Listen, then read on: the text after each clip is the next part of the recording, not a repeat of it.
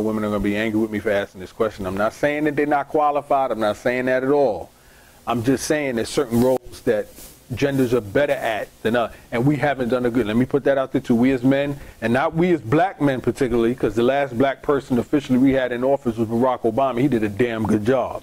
So I'm saying, but as the male gender, we did a horrible job at leading this country over the years with the corruption where we had the deficit and all that. So, you know, we literally don't have a leg to stand on.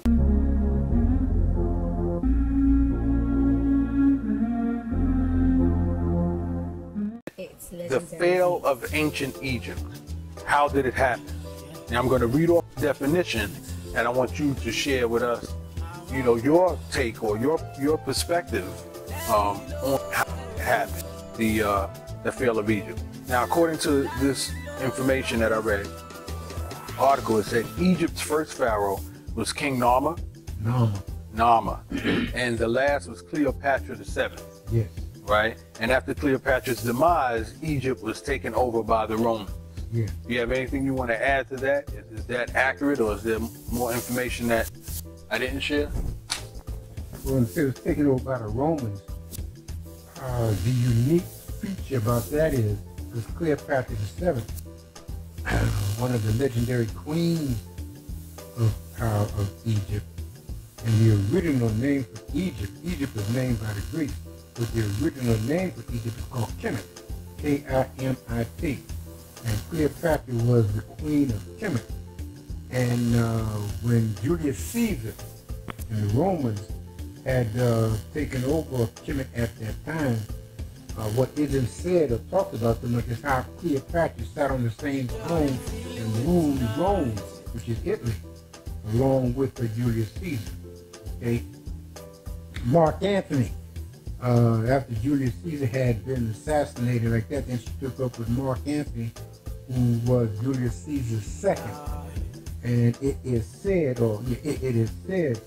that when Mark Antony came back to Kemet, you know, to live with Cleopatra, she took her own life. And she took her own life by having an asp. Asp is a very venomous snake. And she was bitten by this asp. And that's how, that's how she lost her life. And she lost her life because there was a rift, as I understand it.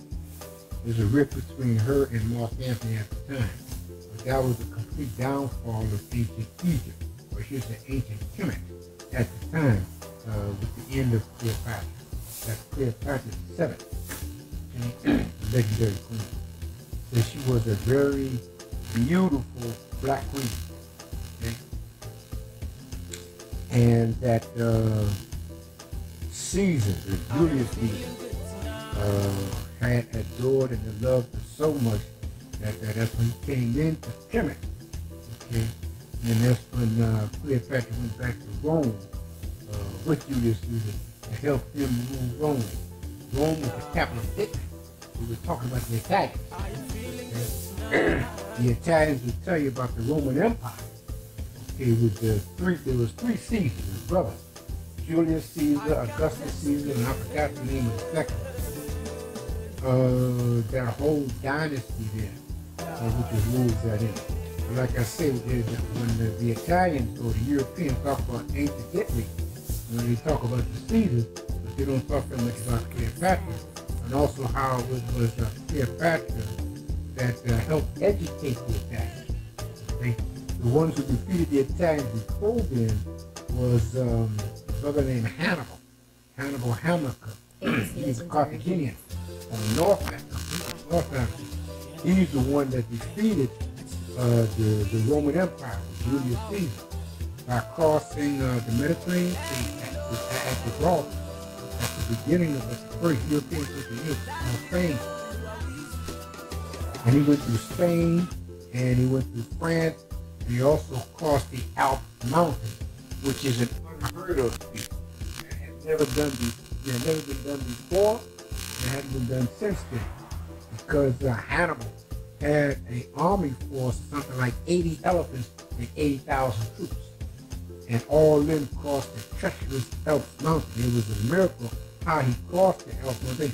And that's how he caught the Romans by surprise by coming down from the north and not coming from the south in the Mediterranean Sea or in and around Sicily. And he lost almost half his force, his armed force. He had 80 elephants. I think he wanted something like 60 elephants. He had a force something like 80 or 90,000 troops.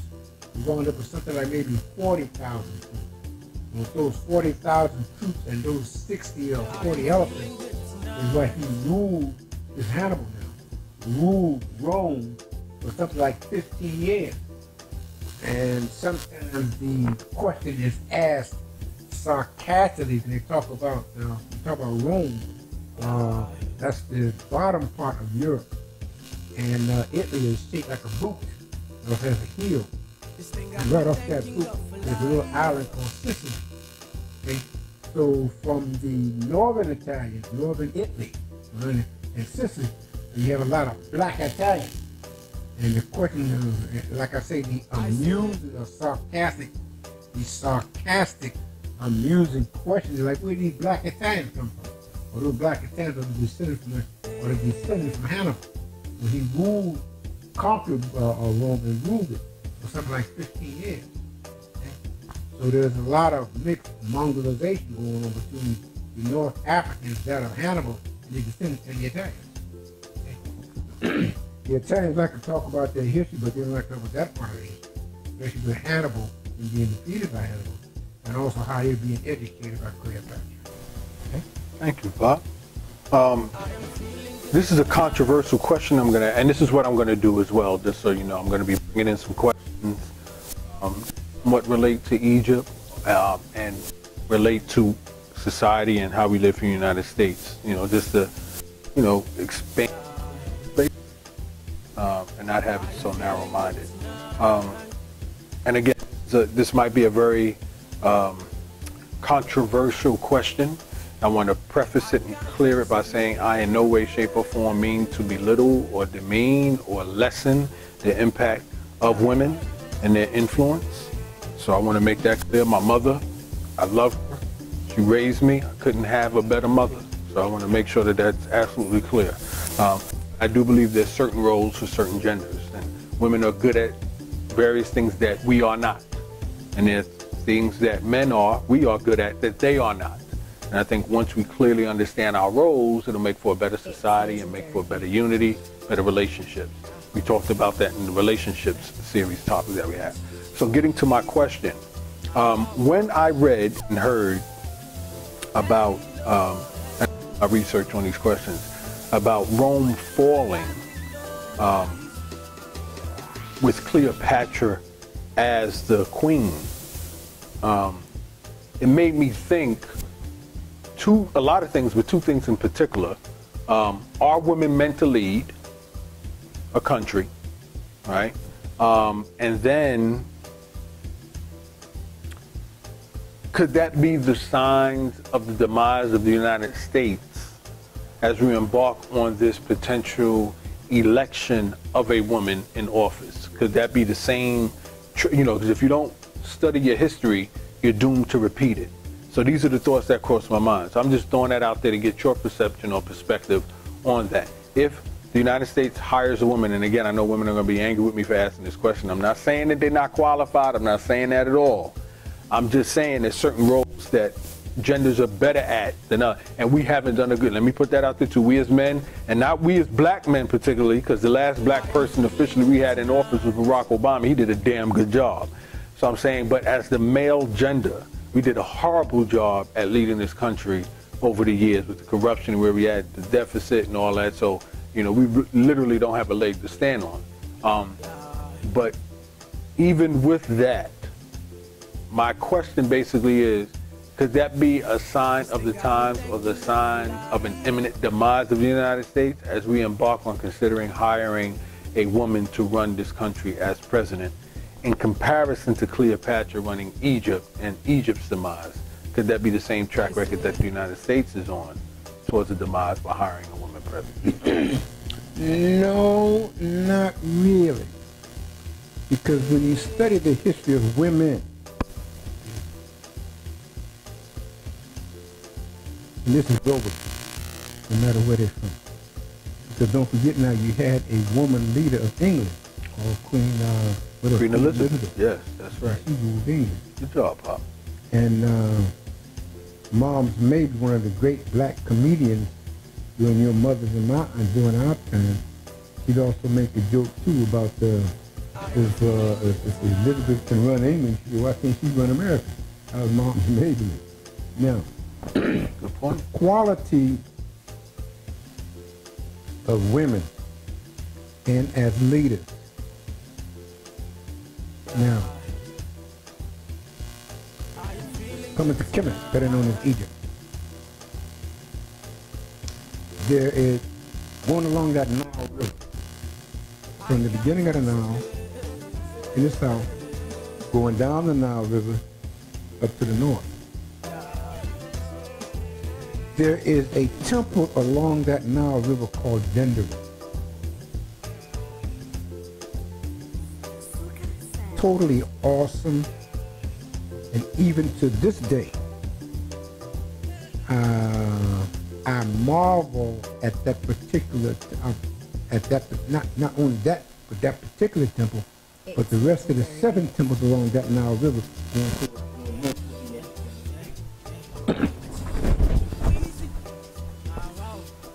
Because at this temple of Dendera, sculptured on the ceiling, which was and to this day unique, you have the image of a female goddess. She is known as the sky goddess, black, sculptured in the ceiling of the temple of Dendera. And it shows this goddess Nut, goddess Nut. It has her pictured on the ceiling, leaning over. And it shows her giving birth to the sun. That's the S-U-N, not the S-O-N. Which means it's a goddess, a female goddess, black, is the mother of the solar system according to the ceiling at this temple of Dendera. The curriculum that was taught at this temple of Dendera was 5. They taught astronomy, they taught algebra, they taught geometry, they taught trigonometry, mathematics, and science. That's on the ceiling of the temple of Dendera. But on the roof of the temple of Dendera, when Doc and I went there, on the ceiling, it showed the imprint of the sundial, ancient sundial. That is the first clock that's man-made, man by man, made by man, black men, the Egyptian men, Kemet. And it is awesome. If I remember correctly, the diameter of this solar system, no, not solar, sundial? Sundial, thank you, son. The diameter of this sundial, I think something like 8 feet in diameter. Oh, wow. 8 feet in diameter means the circumference around must be around something like maybe 20 or 25 feet around. That's how big it was.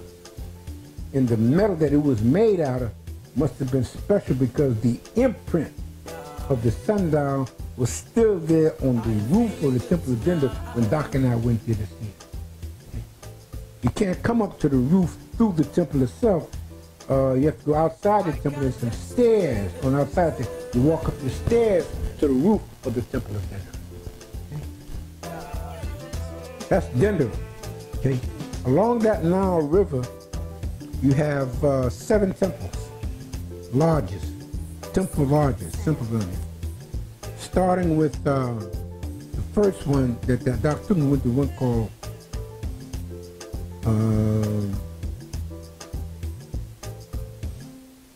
Philae.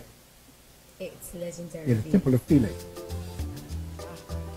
I should have been prepared because I had a list of all of the temples along that Nile River. But anyway, there's 7 of them. And the Temple of Dendra is one of them. We'll do a part 2 to this. You can show off the list and stuff like that. Thank you, son. You're welcome, Pop. All right, anyway, there's 7 temples along that Nile. The global curriculum that is taught globally came from the Nile River. It's called the 7 liberal arts and sciences. Okay.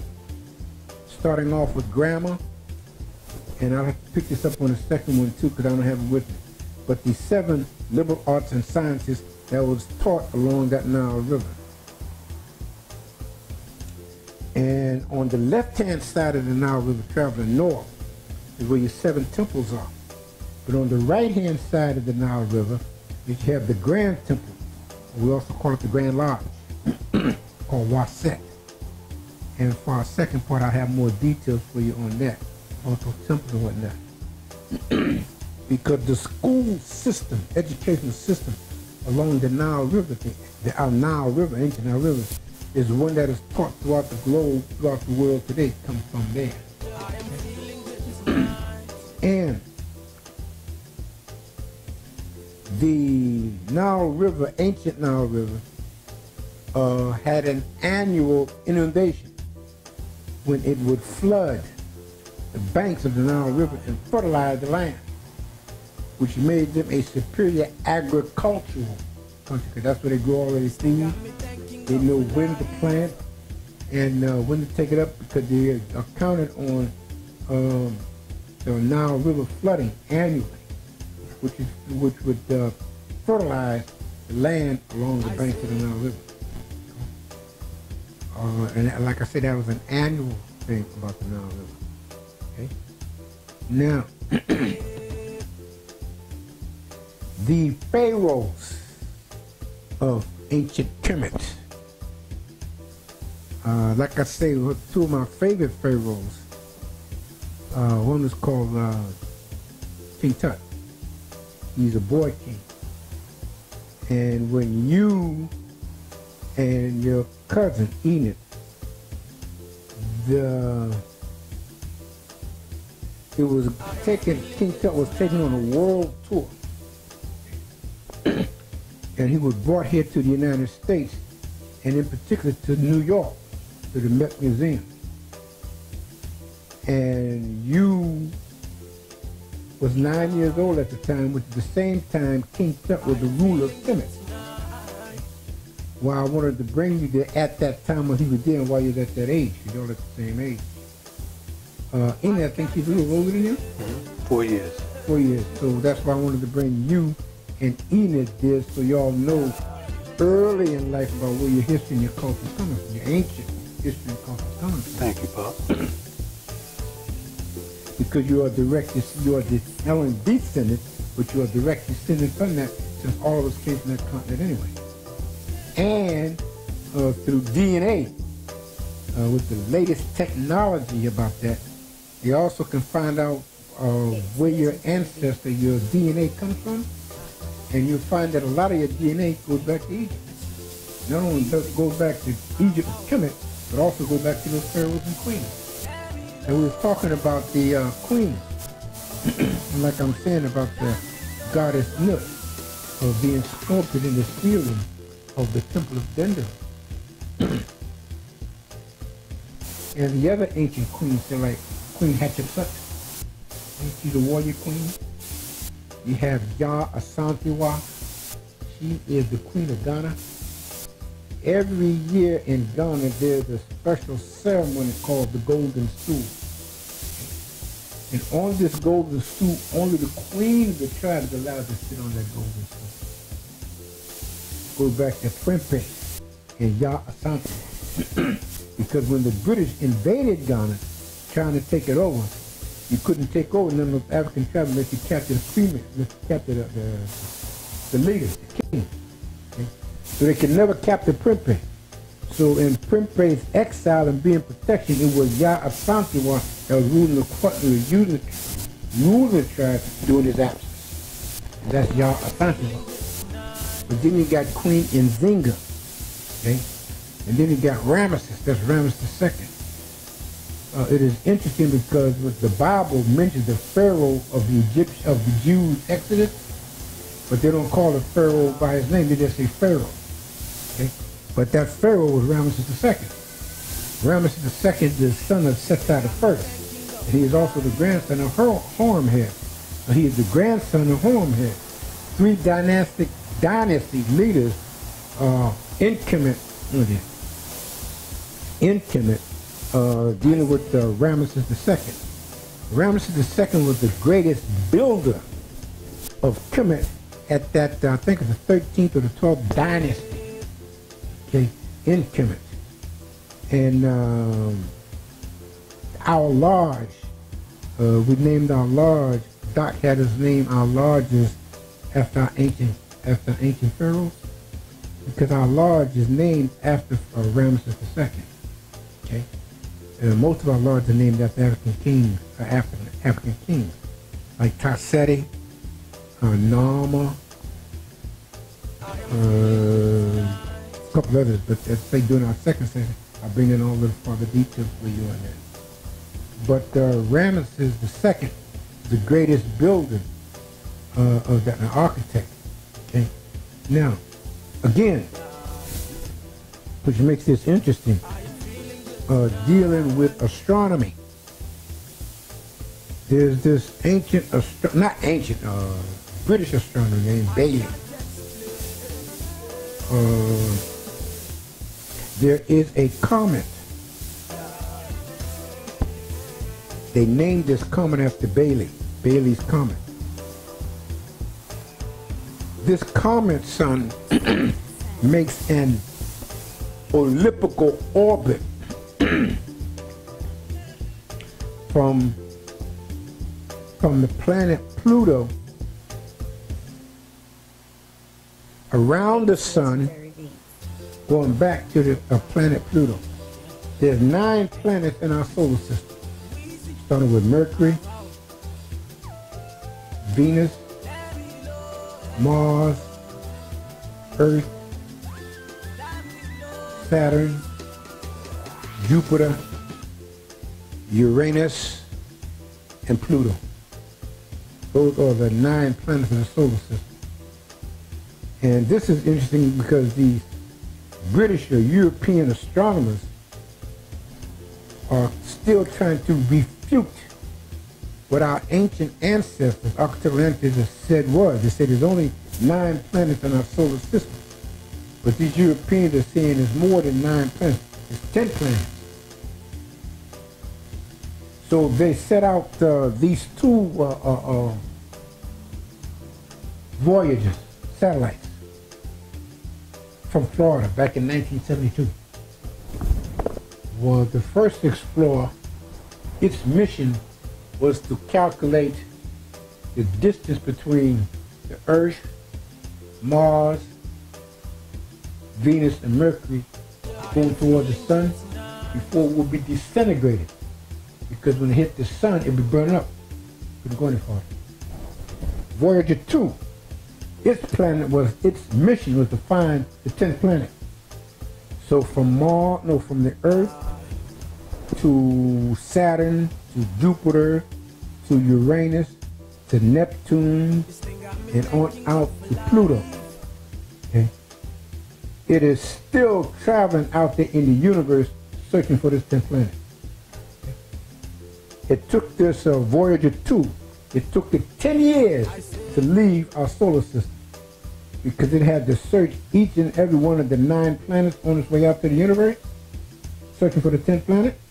Since it couldn't find the 10th planet, that's yours? Yeah, that's what good about. So since it couldn't find the 10th planet, its mission is still out there in the universe traveling, trying to find the 10th planet. So that goes to show you that our ancestors was correct when it's talking about our solar system being only 9 planets in our solar system. That's all it is. Because this Voyager 2 haven't found the 10th planet yet, and it's still out there traveling. This thing is traveling something like X thousands of miles per hour. That's how awesome this damn thing is. Okay? You have this space out there in the universe now to give the scientists back here a closer view of the universe, the vast universe. But anyway, they still found that, and they named this planet after Halley, because he's a British astronomer, and since he brought this at that time when he came here, it takes this planet something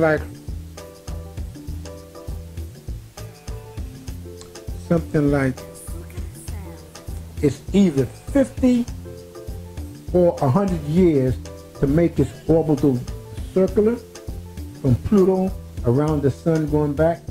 It's either 50 or 100 years, I'm not sure which.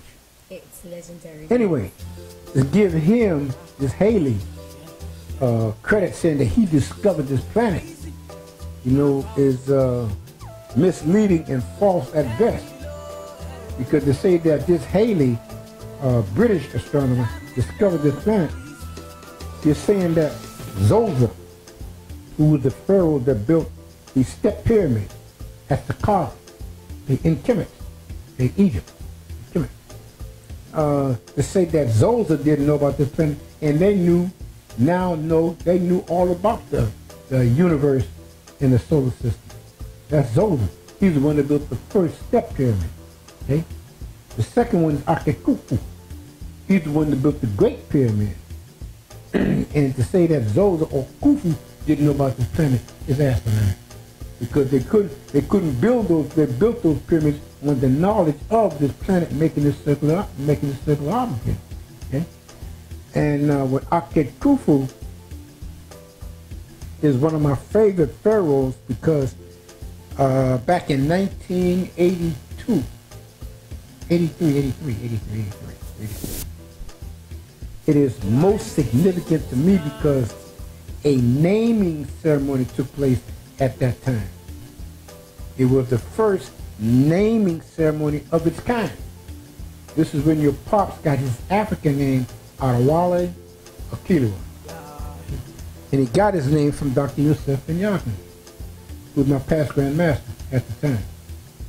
And the ceremony took place at the east elevation of the Great Pyramid Khufu, Great Khufu, because there's a saying, that the sun rises in the east, but in actuality the sun ain't nowhere. The sun is stationary. It is the earth traveling around the sun, rotating on its axis 23 degrees. Okay?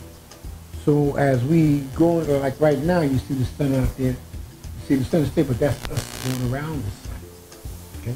So Doc being officiated the naming ceremony, and the organization at that time was called First World Alliance.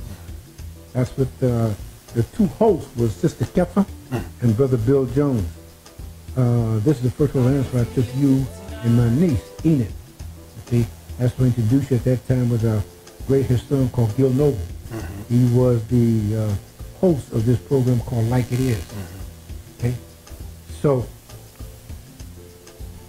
that's where Pops got his African name at that time, and where he got it from, and who named him at that time, Dr. Yusuf. Because Dr. Ben also is our past Grand Master. Okay? So he's the one that brought the Masonic order system from the east back into the west, because he was given permission to do so, and that's how we got started over here. Thank you, Bob.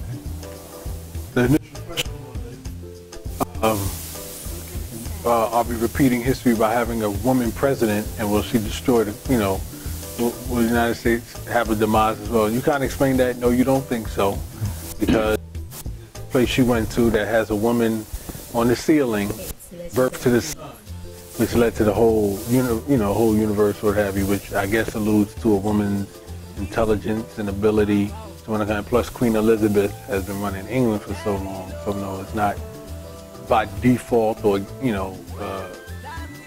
guarantee that if a woman runs the country, then the country is going to demise like Egypt did with Cleopatra VII. Right. So to recap real quick in regards to a woman running the country, no, you don't think that's a problem? No, because they have a history. I think once you study the history of women, not only nationwide but globally, you had women leaders before. You had women leaders before Queen Elizabeth in England. You got this Angela Merkel now in Europe running Germany. Who else? You had this some little woman over there in India that was also running India. Okay, and that's also a male-dominated society. But still, they elected Indira Gandhi. And still they elected Indira, you know, to run India. And India is a subcontinent. And of the main continent, it's a big subcontinent. And yet she was running that. Different women at different periods of time running major companies, major countries. Okay? And coming back to our own, like I said, you got Ya Santiwa, which is an annual ceremony in Ghana. And one of the major tribes in Ghana is called the Mighty Ashanti. There's two major tribes in Ghana. One is called the Ashanti, the Mighty Ashanti. I mean, they are mighty. They are also kin to the mighty Zulus in South Africa. Okay. But they only up the coast. And the Ashantis,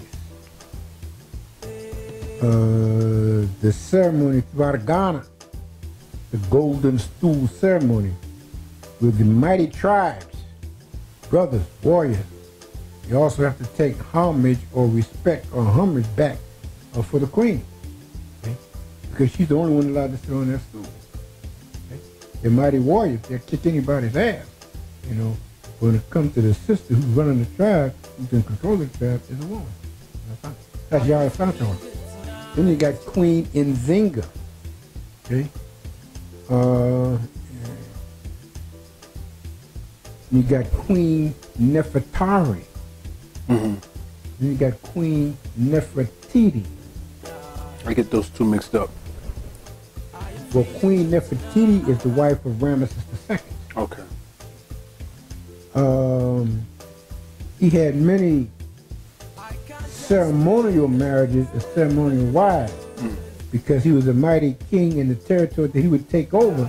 You know, he would take over the women of that tribe too. So the practice or the ceremony was with the territory that goes with the territory. But his favorite wife, whom he loved more, was Queen Nefertari.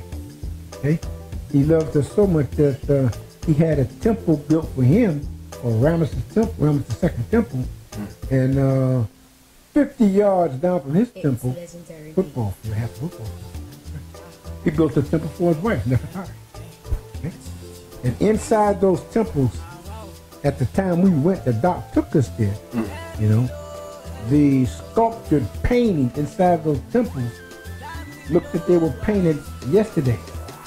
And they were 1 and 2,000 years old. Oh, wow. Before we got there. Right. And then when we got there, we saw the Meta-Netra writings inside the temples, and they pictured the lifestyle of the people at that time in those temples. Okay? The paints that was used at that time is still a mystery because it's still standing today. I'm quite sure it's still standing. It hasn't been there, a good 5 years. But when we were there, when Doc took us there, you know how they were standing, that thing was beautiful. You have to wonder, say, what? Like, who did this? Not only how did they do it, but when did they do it? You know? So coming back to women, when you study the history of women, especially African women, black women, they have a long history of rulership. Okay? And just some of the queens that I mentioned. Ya Santewa, Queen Nzinga, Queen Nefertari, Queen Nefertiti, Hatshepsut, Ya Asantewa.